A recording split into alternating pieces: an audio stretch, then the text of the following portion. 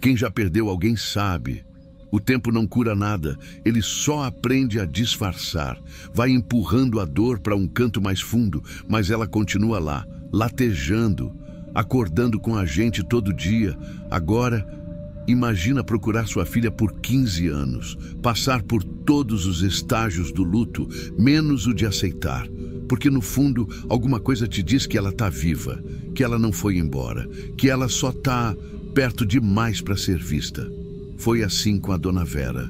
Em 2006, numa cidadezinha pacata do interior de Minas Gerais, ela vivia uma vida simples, dessas que muita gente acha que não acontecem coisas graves. Casinha com muro baixo, vizinho que senta na calçada, padaria na esquina e igreja no fim da rua. A filha dela, a Luciana, tinha 17 anos. Estudava pela manhã, ajudava em casa à tarde, sonhava em fazer faculdade de letras. Não era de sair muito. Tinha uma melhor amiga chamada Rafaela, com quem dividia caderno, lanche e confidência. Naquele dia, choveu forte, daqueles temporais que derrubam energia e enchem valeta. E mesmo assim, Luciana saiu dizendo: "Mãe, vou na casa da Rafaela estudar. Volto antes do jantar." Só que ela não voltou e também não chegou na casa da Rafaela. A princípio, Vera achou que a filha tinha se abrigado na casa de alguém ou que a chuva tivesse atrasado. Mas quando escureceu e o telefone não tocava, ela soube. Alguma coisa tinha acontecido. Saiu andando na chuva, chamando o nome da filha. Passou na casa da amiga. Nada. Pediu ajuda dos vizinhos. Pegaram lanterna, varreram os becos, os terrenos baldios à beira da estrada. Ninguém viu nada. Ninguém ouviu nada. A polícia entrou no caso. Procuraram em barranco, em rio, em mata, cães farejadores, helicóptero, tudo. E nada. Nem um pedaço de roupa, nem um bilhete, nem sinal de briga, luta, fuga. Era como se a Luciana tivesse evaporado. E a cidade toda virou uma mistura de lamento e teoria. Teve quem dissesse que ela fugiu com um namorado mais velho. Outros juravam que viram um carro estranho parado na rua naquele dia, mas nada levava a lugar nenhum. A verdade é que, com o passar dos meses, o caso esfriou. Mas o que nunca esfriou foi o coração da Dona Vera. Ela não seguiu em frente, não porque não queria, mas porque não conseguia. O quarto da filha ficou do jeito que estava. A cama arrumada, as roupas no armário, os cadernos sobre a mesa, como se a menina fosse entrar pela porta a qualquer momento. Como se a vida tivesse parado ali em 2006. O marido dela não aguentou muito. Morreu cedo, carregando no rosto aquela expressão de quem nunca vai saber o que aconteceu com a própria filha. Os outros 2 filhos cresceram com o silêncio sufocando a casa. Mas Vera, ela ficava, sentada na varanda, olhando a esquina, todo santo dia. E é aí que entra um detalhe que parece filme. Mas aconteceu. Na esquina da rua morava um homem chamado Aderbal, viúvo, 60 e poucos anos, dono de um pequeno sítio, um daqueles caras que nunca causaram confusão, mas também nunca fizeram amizade. Educado, mas fechado. Ninguém sabia muito sobre ele, só que ia ao mercado, voltava cedo e que sempre parecia ter alguém em casa. Ora era uma mulher que ninguém conhecia, ora um rapaz, às vezes uma moça nova, gente que aparecia e desaparecia. E nunca ninguém perguntava, porque naquela cidade cada um cuidava da sua vida. Só que com o tempo, Vera passou a reparar demais. O velho Aderbal comprava comida demais, sacos de arroz, fardos de leite, caixas de frutas. Para um homem só, era muito. E ele nunca comentava nada, não tinha neto nem visita, mas todo mês era o mesmo exagero. Até que, em fevereiro de 2021, uma coisa mudou tudo. Vera voltava da igreja por volta de 9 da noite, quando passou em frente ao portão dele e escutou um canto baixo, vindo lá do fundo do quintal. Era uma cantiga, uma melodia infantil, daquelas que se canta para embalar boneca. Mas não era qualquer cantiga, era a cantiga que a Luciana cantava quando criança. Sempre a mesma. sempre com aquela voz fina, arrastada, meio tímida. Na hora, o corpo de Vera travou. Ela ficou ali parada no meio da rua, com o coração martelando dentro do peito. Pensou que estava ficando doida, que era coisa da cabeça, mas no dia seguinte ela passou de novo no mesmo horário e ouviu de novo. Era a mesma música, a mesma voz. Na terceira vez que ouviu, Vera teve certeza. Tinha alguém naquela casa que ela conhecia. Mas ela sabia que, se fosse a polícia, iam rir da cara dela. De novo, dizer que era trauma, alucinação, desespero de mãe. Então ela fez diferente. Foi até o CRAS da cidade, pediu para conversar com a assistente social, contou tudo, tintim por tintim, e pediu só uma coisa: vai comigo até lá, vê com os teus olhos. E foi isso que aconteceu. No fim daquela semana, com o apoio do Conselho Tutelar, a assistente social bateu no portão do seu Aderbal, dizendo que era uma visita de rotina para verificar se estava tudo certo com o uso de água do poço, por conta de uma denúncia qualquer. E foi quando ela entrou que a verdade apareceu. Dentro da casa, no fundo de tudo, sentada num banquinho de madeira, de frente para uma panela de arroz, estava a Luciana.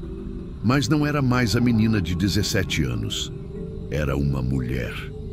Olhar abatido, postura murcha, rosto que misturava o tempo com a confusão. Ela não estava em correntes, não havia tranca, mas o olhar era de quem não sabia mais quem era. E foi aí que o mundo da Dona Vera parou. Dona Vera não chorou na hora, não gritou, não correu, não caiu de joelhos. Ela ficou ali, parada, olhando para aquela mulher que parecia a filha e ao mesmo tempo não parecia mais. 15 anos mudam um rosto, apagam trejeitos, apagam até o brilho do olhar. Mas quando os olhos das duas se cruzaram, foi como se o tempo tivesse aberto uma rachadura. Luciana olhou para a mãe, mas não com alegria, nem com alívio.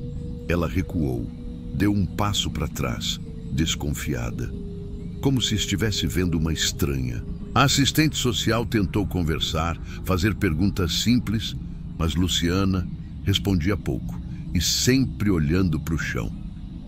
Não parecia uma pessoa sequestrada no sentido tradicional. Não tinha sinais de violência, não estava trancada, não implorava por socorro, mas também não parecia livre. Era como se tivesse sido treinada para viver daquele jeito, obediente, calada, submissa. E aos poucos, a verdade foi se desenrolando. Naquele dia de 2006, Luciana não tinha ido direto para a casa da amiga. Antes ela e a mãe tinham discutido. Coisa boba, coisa de adolescente que se sente sufocada. E no calor do momento, em vez de ir estudar, ela se sentou na praça, chorando, com a mochila no colo. E foi aí que o vizinho, seu Aderbal, apareceu. Ele ofereceu abrigo da chuva. Disse que a mãe devia estar brava, que talvez fosse melhor ela esperar um pouco. Disse que podia ficar ali só por aquela noite, só até as coisas acalmarem. E a Luciana foi. Só que o que era para ser uma noite virou uma semana. E depois, um mês. E depois, um ano. No início, ela queria voltar. Mas o vizinho, com jeitinho, começou a envenenar a mente dela.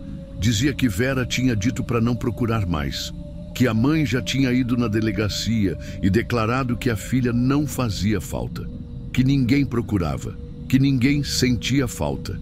Ele dizia: você só era um peso na vida dela. Aqui é seu lugar agora. Luciana tinha só 17 anos. Imatura, assustada, magoada com a briga. E aquele homem que parecia calmo, gentil, foi se tornando tudo o que ela conhecia. Com o tempo, ela aceitou. Começou a cuidar da casa, cuidar da horta. Aprendeu a cozinhar, lavar, passar. Não recebia visitas, não tinha telefone. Não tinha acesso à TV nem ao rádio. A única pessoa que via era ele. E o mais cruel, Aderbal nunca a maltratou fisicamente.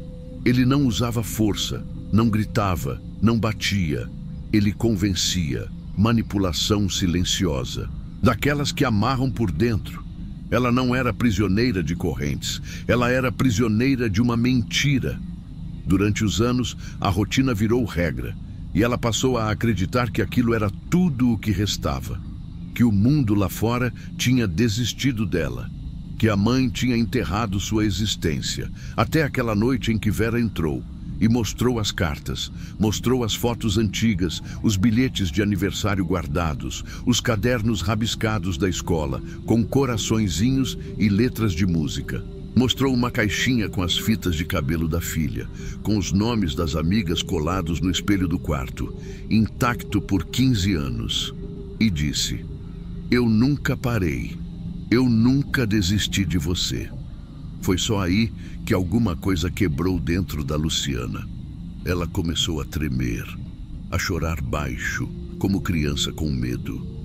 Os ombros tremiam, mas os olhos ainda pareciam presos, como se ela estivesse ouvindo duas verdades brigando dentro da cabeça. E naquela noite, depois de muito tempo, ela dormiu fora do sítio. Aderbal não foi preso imediatamente. O caso era complexo, confuso, não havia sequestro nos moldes tradicionais, não havia cárcere físico, não havia provas de maus tratos, mas havia um histórico inteiro de controle emocional e psicológico. A cidade entrou em choque. Os vizinhos ficaram em silêncio. Alguns diziam que sempre acharam o homem estranho. Outros diziam que ele parecia um santo, mas ninguém, absolutamente ninguém, imaginava que a garota desaparecida nunca saiu dali. Ela estava a menos de 500 metros de casa durante 15 anos. Luciana teve acompanhamento psicológico. Demorou meses até que começasse a se reconectar com os irmãos, com a realidade, com a rua, com o som da televisão, com o simples toque de um celular. A relação com a mãe também não voltou do dia para a noite. Era difícil, cheia de culpa, de dúvida, de perguntas que não tinham resposta. Mas uma coisa ficou clara desde o começo. O amor da Dona Vera nunca deixou de bater naquela porta, mesmo quando ninguém ouvia. Hoje, Luciana vive com uma tia em outra cidade. Aos poucos, reconstruiu a identidade, refez documentos, voltou a estudar, mas ela nunca falou publicamente sobre o que viveu. E nem precisa, porque o que aconteceu com ela não tem nome fácil. Não foi sequestro, não foi adoção ilegal, não foi cárcere com tranca. Foi outra coisa, mais cruel. Foi o sequestro da mente. E o mais assustador, isso não acontece só em filme. Acontece onde a vizinhança se acostuma com o silêncio, onde o deixa pra lá vira regra, onde ninguém repara que a mesma cantiga de ninar toca por 15 anos do outro lado da parede. A casa do vizinho não tinha grades, mas guardava um dos maiores segredos que aquela cidade já viu. Luciana não tinha ido embora, ela nunca chegou a sair. E no fim das contas, essa história não é sobre um desaparecimento, é sobre uma prisão sem algemas. É sobre uma mãe que foi desacreditada por todo mundo, menos por ela mesma. E sobre uma jovem que foi convencida por 15 anos de que não valia a pena voltar para casa. E o que fica pra gente é a pergunta que incomoda mais do que qualquer imagem. Quantas outras Lucianas ainda estão vivendo em casas que não são suas, achando que nunca mais foram procuradas?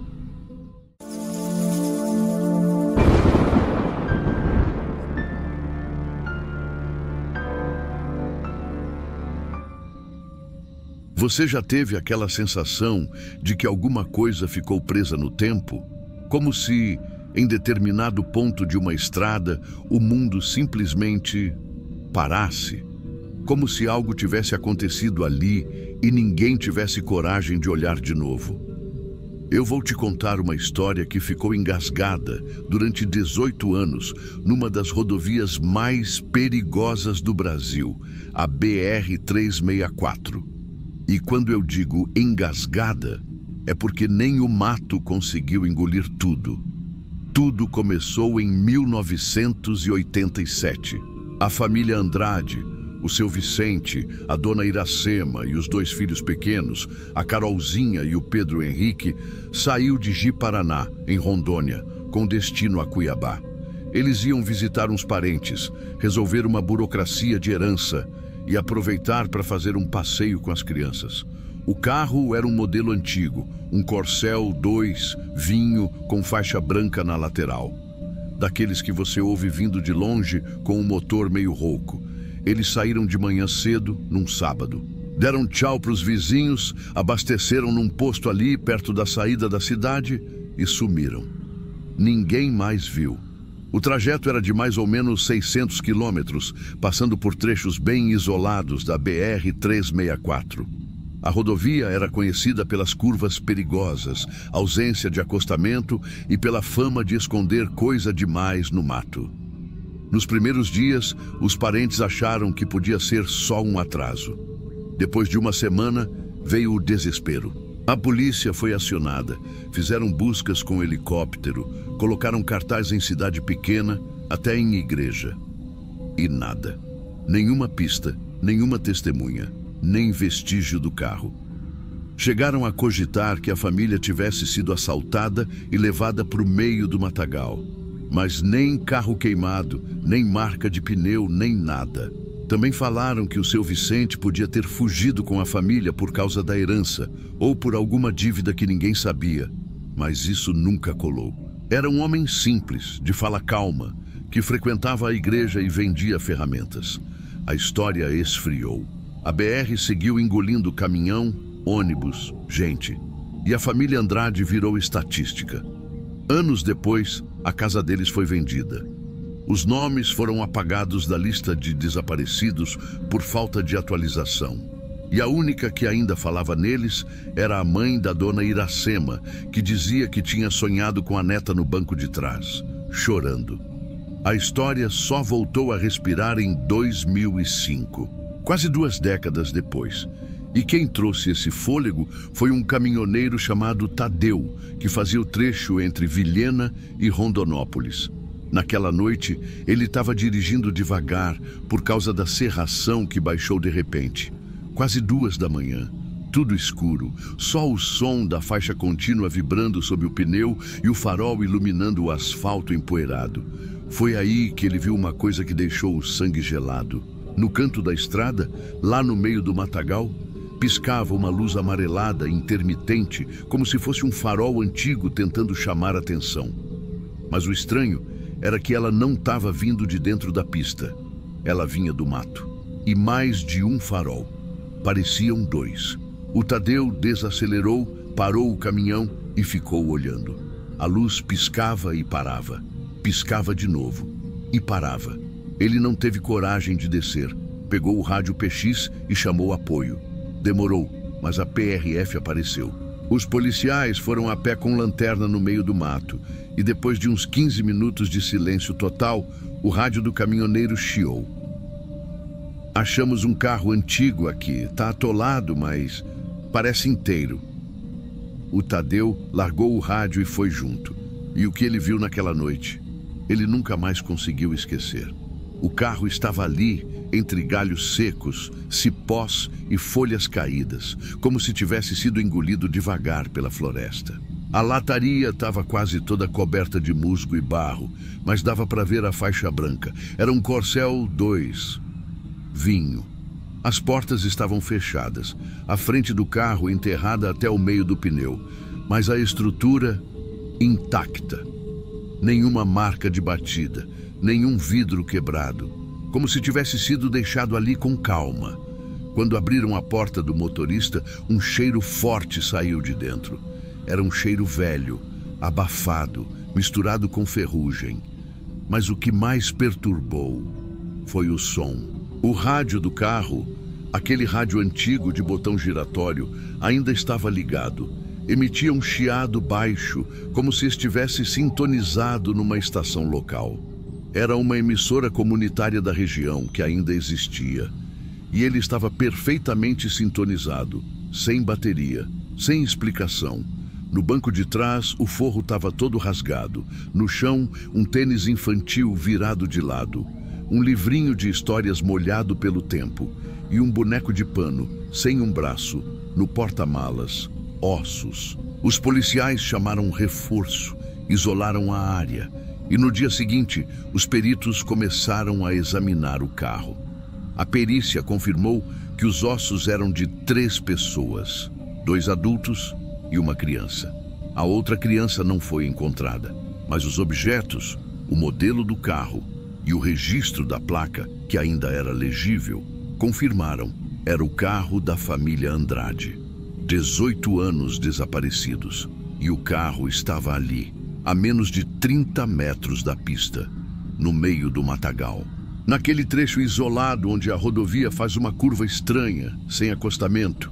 Agora segura isso por um instante. O rádio ainda estava ligado, e mesmo quando desligaram, no dia seguinte, ele acendeu de novo, por conta própria.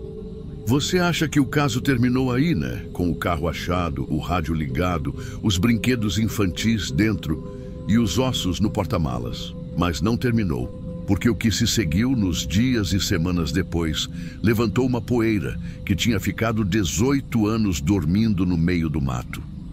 Primeiro, a 4ª pessoa. Como eu disse, a perícia encontrou os restos de 2 adultos e uma criança. Faltava um corpo, e era justamente o da menina, a Carolzinha. Ela tinha 7 anos quando desapareceu, e ninguém conseguia entender por que ela não estava ali com os outros. A hipótese mais lógica seria que ela sobreviveu por algum tempo e tentou buscar ajuda, mas nenhum corpo foi achado nos arredores. Nenhuma ossada, nenhum vestígio, nem mesmo um pedaço de roupa. E o mato ao redor do carro não mostrava sinal de escavação, nem distúrbio no solo antigo. Era como se ela simplesmente tivesse sido tirada de lá. Outra coisa que chamou a atenção foi o estado interno do carro. Apesar do tempo, os bancos da frente estavam praticamente intactos. Não tinha sinal de vandalismo, nenhum vidro quebrado, nenhuma tentativa de forçar a ignição. O porta-malas, sim, estava travado por dentro, como se alguém tivesse colocado as pessoas ali com calma. E aí entra um detalhe que mexeu comigo. E com todo mundo da época. A posição dos ossos. Os adultos estavam abraçados, e a criança entre os dois. Era como se eles tivessem sido colocados assim depois, como se alguém tivesse fechado aquela cena de propósito, como quem guarda uma foto dentro de uma gaveta. E o rádio, Vincent? Ah, o rádio. Mesmo depois de desligado, ele voltava a emitir aquele chiado sintonizado. Era como se algo ali se recusasse a ser silenciado. Um dos peritos chegou a dizer, em off, que parecia que o aparelho estava puxando energia do ar. Só que esse tipo de comentário não vai para relatório, vai para o esquecimento. Agora, lembra do caminhoneiro Tadeu? Ele sumiu por uns dias depois do ocorrido. Apareceu só uma semana depois da descoberta do carro, barbudo com o rosto meio queimado de sol, trêmulo. Disse que não queria mais passar por aquela rodovia. Falou que nos dias seguintes ao encontro, ele teve 3 sonhos com a mesma cena. Uma menina com vestido azul pedindo carona. Mas não era uma menina comum. Ela não olhava para ele. Só ficava na beira da estrada de costas, com um dos braços levantados. O mesmo movimento, todas as noites. O Tadeu acordava suando, sem fôlego. E aqui vai o detalhe mais esquisito. Num dos sonhos, ele decidiu parar o caminhão e descer. Disse que quando tocou no ombro da menina, ela virou, mas o rosto dela era dele mesmo, com a boca costurada. Foi aí que ele acordou e decidiu sumir. Abandonou a rota. Passou a fazer trajeto urbano dentro da cidade. Vendeu o rádio PX, vendeu o colchão da boleia. Nunca mais passou por perto da BR-364. Quem contou isso foi o irmão dele, num depoimento para o delegado, só para explicar por que o Tadeu não queria mais colaborar. Mas a história continuou ganhando camadas. Surgiram teorias novas. Alguns disseram que a família foi sequestrada, sim, mas não por bandidos comuns. Falaram de um grupo que atuava nos anos 80, fazendo rituais nas matas da região. Coisa pesada, que usava o silêncio da estrada para fazer cerimônias de desaparecimento. Outros juravam que a família foi vítima de um tipo de sequestro relâmpago, em que os criminosos forçavam os pais a enterrar a si mesmos. Tinha também os que defendiam a teoria da fuga, que o seu Vicente estava com problema mental e levou a família para morrer isolado. Mas nada disso batia com os fatos. Não havia carta, não havia sinal de desespero e nenhum relato anterior de comportamento estranho. Só que, de tudo isso, o que mais me incomoda até hoje foi o que aconteceu depois que o carro foi removido. Os bombeiros levaram o veículo até o pátio da delegacia com o auxílio de um guincho. E lá, durante a limpeza interna, encontraram uma coisa que não estava no laudo da cena original. Um caderno, pequeno, de capa dura azul, como aqueles de escola infantil. Ele estava preso atrás do banco do passageiro, no vão do encosto. Aparentemente, caiu ali sem ninguém perceber. Talvez durante a remoção dos corpos. Dentro, só 3 páginas tinham algo escrito, e eram frases soltas, rabiscos infantis, desenhados com caneta vermelha e verde. Na primeira página, o carro está escondido e ninguém vê. Na segunda, a mamãe ainda respira, mas não fala. Na terceira, quando a música parar, eu saio. Esse caderno nunca foi mostrado à imprensa. Foi mencionado por um funcionário da perícia, anos depois, num fórum de discussão online, onde várias pessoas que trabalharam no caso desabafaram sob anonimato. A postagem sumiu pouco depois. A delegacia alegou que não existia nenhum caderno e que qualquer informação fora do laudo era especulação. Mas aí vem um último detalhe, que nunca foi resolvido. Toda vez que chove forte na região daquela curva, alguns motoristas dizem que veem os 2 faróis piscando de novo, só que não tem carro nenhum lá. Teve até uma gravação feita por um motoboy em 2018, onde dá para ver uma luz piscando no matagal, exatamente no mesmo ponto onde o carro da família Andrade foi encontrado. A imagem ficou famosa por uns dias. Viralizou no WhatsApp, apareceu em fórum de caminhoneiro, mas depois sumiu. Hoje, o mato cresceu de novo. O trecho foi asfaltado de novo, ganharam até faixa nova e radar de velocidade. Mas quem passa por lá de madrugada, desacelera. Por respeito ou por medo. Porque no final das contas, a pergunta que ficou não foi só o que aconteceu com a família Andrade, mas sim, por que demorou tanto tempo para o carro aparecer? Como ele conseguiu passar 18 anos intocado a menos de 30 metros da pista? E por que só depois que o caminhoneiro Tadeu viu os faróis é que ele surgiu? Talvez alguém ali ainda estivesse esperando ser encontrado. Talvez não fosse só uma história de desaparecimento. Talvez seja sobre o tipo de silêncio que nunca devia ser quebrado. Essa foi mais uma história do Diário de Terror. Se você já passou por algo estranho em alguma estrada do Brasil, conta aqui nos comentários. Pode ser que a sua história ajude a completar a de alguém que ainda não teve resposta.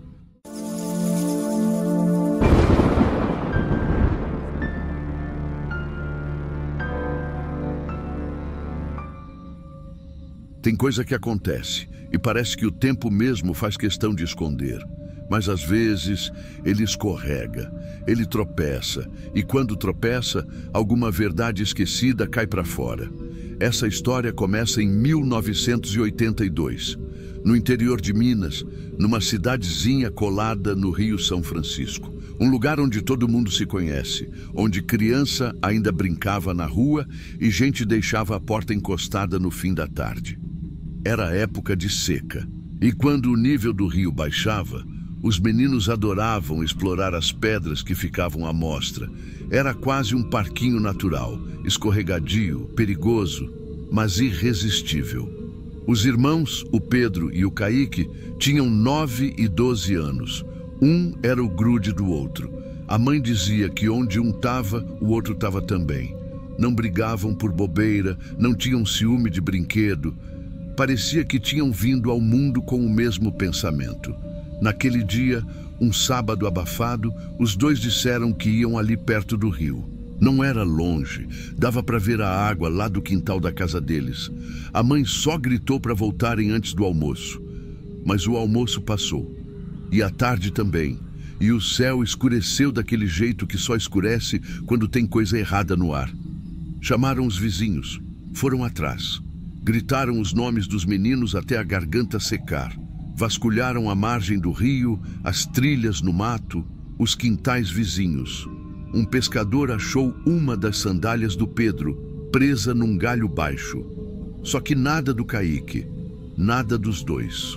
Nenhum barulho, nenhum sinal. A cidade inteira se mobilizou. Naquele tempo, sumiço de criança era coisa grande. Chegaram até a trazer cachorro farejador de fora. Nada. Durante meses, a história dos dois irmãos virou o centro de tudo. Teve quem jurasse que viu um carro estranho perto da margem naquele dia. Outros diziam que foram levados por gente de fora, por vingança ou por alguma coisa que o pai tinha feito no passado. Teve quem acreditasse que os dois tinham se afogado, que estavam no fundo do rio presos entre pedras, mas o rio foi vasculhado e nada, nem corpo, nem roupa, nem boneco, nem mais nenhuma sandália. O tempo fez o que ele sempre faz. Passou, mas não como um vento leve. Passou como um peso, um arrasto, uma poeira que não limpa nunca. A mãe dos meninos, a dona Irene, parou de sair de casa. Cobriu os espelhos, vivia com a porta fechada, sem luz na sala. O pai, seu Tonico, durou mais uns 4 anos e morreu de coisa que nem médico soube explicar direito. Secou por dentro, igual a plantinha que para de ser regada. A casa ficou em silêncio. A cidade também. Com o tempo, o sumiço dos irmãos virou mais lenda do que caso. Criança nova crescia ouvindo que era para não brincar no rio, se não some igual os irmãos da dona Irene. Os adultos mudavam de assunto quando alguém perguntava. Ninguém gostava de falar. Era como se mencionar os nomes dos meninos fosse um tipo de maldição. Mas em 1999, 17 anos depois, o rio falou. Era época de cheia, mas nos últimos dias a água tinha começado a baixar de novo. Um pescador que morava em outra parte do rio, chamado Seu Rômulo, estava ali varando o final de tarde com a tarrafa pronta para lançar. Foi quando ele viu uma caixa de madeira, enroscada entre 2 pedras grandes, num ponto difícil de chegar. A caixa parecia velha, inchada d'água, mas tinha algo de estranho ali. Uma corda amarrando em volta, tipo aquelas de varal, e uma espécie de pano embolado saindo por uma fresta. Ele quase deixou quieto, mas alguma coisa cutucou. Quando ele abriu, o cheiro veio primeiro, depois ele viu os panos, e dentro deles, ossos pequenos, muito pequenos, ossos de criança. O que mais assustou, no entanto, não foi isso, foi o resto.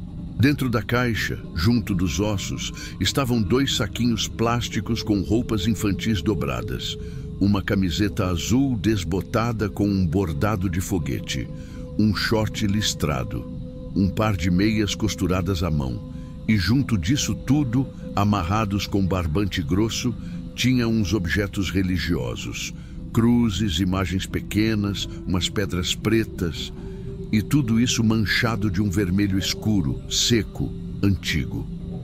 Seu Rômulo sentiu as pernas tremerem. Ele não carregou a caixa. Chamou a polícia ali mesmo. E quando os peritos vieram, confirmaram o que ninguém queria acreditar. Eram os meninos, Pedro e Caíque. A caixa tinha ficado ali todo esse tempo, escondida por entre as pedras, sob o nível da água, como se o rio tivesse guardado, protegido ou escondido. A perícia foi feita em silêncio. sem alarde. Mas as informações vazaram. Alguém de dentro do IML deixou escapar. O local onde a caixa foi achada pelas marcas tinha sido usado mais de uma vez. Tinha vestígio de vela derretida enfiada em frestas da rocha. Tinha rastro de corda no chão. Tinha até prego enferrujado enfiado no tronco de árvore, como se algo tivesse sido pendurado ali. Falaram em rituais. Falaram em grupo clandestino. Mas ninguém foi identificado. Nenhum suspeito, nenhuma prisão. A única certeza era a dor. A caixa foi enterrada, os restos identificados. E Dona Irene, mesmo depois de tanto tempo, desabou de um jeito que ninguém tinha visto antes. Passou a andar pela cidade de novo, mas com os olhos fundos, como se ainda buscasse os filhos com o olhar. Como se, mesmo enterrados, faltasse alguma coisa. E a cidade voltou ao mesmo silêncio de antes. Só que agora, mais pesado. Um silêncio que não é de luto, é de medo. Medo de falar demais, de lembrar demais, de encontrar demais. E o pior de tudo é o que vem depois. Porque o pescador que achou a caixa sumiu. O nome dele era Rômulo. Seu Rômulo, 63 anos, viúvo. Pescava desde moleque. Nunca foi de se meter com ninguém, nem de causar tumulto. A casa dele ficava na beirada de uma trilha de terra batida, com vista para o trecho mais largo do Rio São Francisco ali na região. Um lugar de difícil acesso. O tipo de casa que só quem conhece o caminho chega. Depois que ele encontrou a caixa com os restos dos irmãos, a vida dele mudou. Nos primeiros dias, ele ainda apareceu na cidade. Prestou depoimento. Contou como achou. Disse que nunca tinha visto nada parecido. Que achou que fosse só entulho. Disse que se arrependeu de ter aberto, mas ninguém percebeu como ele disse isso. Disseram que a fala dele estava diferente, como se tivesse medo de ser escutado. E teve uma coisa que quase ninguém comentou na época. Quando a polícia foi pegar a caixa, não foi ele quem mostrou o local exato. Ele apontou de longe com o dedo tremendo. Disse que não pisava mais ali. Aquilo ali não é mais pedra. Aquilo virou um altar. Essas foram as palavras dele. A imprensa da capital tentou vir atrás, fazer matéria, entrevistar. Mas seu Rômulo sumiu da vista de todo mundo. Não atendia mais o portão. Nem pescava mais. Nem ia comprar vela para o barco. 2 meses depois, o vizinho que morava mais próximo, uns 400 metros de trilha adiante, contou que viu uma coisa que nunca esqueceu. Era noite, chuva fina. Ele disse que viu luz dentro da casa do Rômulo, como se tivesse vela acesa. Só que a luz se movia, ia de cômodo em cômodo, como se alguém carregasse uma lamparina, mas sem fazer barulho nenhum. E isso se repetiu por umas 3 noites seguidas, até que, na 4ª noite, parou. E na manhã seguinte, a porta da frente estava aberta, a janela escancarada, e o Rômulo não estava mais lá. A cama estava feita, a panela no fogão ainda com arroz frio, o rádio velho ligado num chiado contínuo. Só uma coisa parecia fora do lugar. Uma corda grossa, enrolada no pé da cadeira da cozinha. A mesma corda que ele descreveu presa na caixa. A polícia foi chamada. Vasculharam tudo. De novo, nada. O nome do Rômulo entrou na lista de desaparecidos. E aos poucos, a cidade voltou a fazer o que sabia fazer de melhor: esquecer. Só que nem todo mundo esqueceu. A Dona Irene, a mãe dos meninos, passou a visitar o trecho do rio onde a caixa foi encontrada. Sozinha, em silêncio. Ela levava flores, mas deixava longe da margem. Nunca tocava nas pedras, nunca descia até lá. E foi ela quem contou, anos depois, algo que pouca gente acreditou ou teve coragem de comentar em voz alta. Disse que em 2003, 4 anos depois do achado, ela estava ali sozinha, sentada num toco de árvore, olhando para o rio, quando viu um homem andando na beirada oposta. Um homem velho, magro, de chapéu de palha surrado. Ele andava devagar, meio curvado, e mesmo de longe ela reconheceu a roupa. Era o Rômulo. ou alguém que parecia demais com ele. Ela gritou. Ele parou, olhou para ela e aí fez um gesto. Apontou para a água e depois colocou o dedo na boca como quem manda fazer silêncio. Ela ficou paralisada. Piscar foi o bastante para ele desaparecer, como se tivesse entrado de novo nas pedras, no rio, ou sumido da mesma forma que os meninos sumiram. Na cidade, ninguém deu importância. Alguns disseram que era o luto embaralhando a cabeça dela, outros que era alucinação. Mas Dona Irene nunca teve histórico de nada disso. E foi aí que começaram os outros boatos. Em 2008, uma barragem da região precisou soltar volume de água e o nível do rio subiu por uns dias. O trecho onde a caixa tinha sido encontrada ficou completamente submerso e 3 pescadores desapareceram naquela mesma semana. Todos pescavam sozinhos, todos experientes, todos acostumados com o rio. Nenhum corpo foi achado e, em todos os casos, os barcos foram encontrados intactos, com tudo em ordem, só sem ninguém dentro. Um dos pescadores, o Tico, foi visto pela última vez no mesmo ponto em que a caixa tinha sido achada. A última coisa que ele disse para o irmão, antes de ir lançar rede ali, foi: "Se eu sumir, procura no fundo das pedras, onde o silêncio mora." Essa frase virou mais uma daquelas que ninguém repete em voz alta. Hoje, a cidade evita até passar perto do lugar. Tem gente que desvia caminhos só para não enxergar o rio naquele trecho. E o mais curioso é que a caixa foi enterrada, os ossos também, mas os objetos religiosos que estavam dentro dela sumiram do IML. Sumiram. Não foram catalogados no relatório final, nem registrados como prova. Os responsáveis disseram que não sabiam informar o paradeiro. O perito da época pediu afastamento e os mais antigos dizem que a caixa não era a primeira, que antes dela outras menores já tinham aparecido. Só que ninguém teve coragem de abrir e que o rio não esconde coisa à toa. Ele devolve quando alguém está pronto para ver. Eu recebi esse relato por e-mail de uma mulher que cresceu naquela cidade e foi embora com 20 e poucos anos.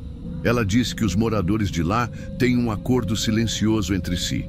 Ninguém encosta nas pedras onde os meninos sumiram. E se ouvir alguém chamando da água, não responde.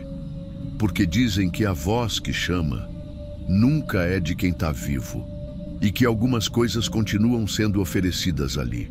Coisas pequenas, como em troca. Ou como se alguém ainda estivesse esperando outra caixa. Se você ouviu até aqui, comenta só. As pedras ainda sabem. Assim eu sei quem fica até o fim, quem escuta com atenção. E também ajuda a espalhar o mistério para quem estiver lendo os comentários sem saber do que se trata. E me diz uma coisa, você acredita que o pescador viu algo que não devia? Ou ele foi o último a interromper um ciclo que nunca deveria ter sido tocado?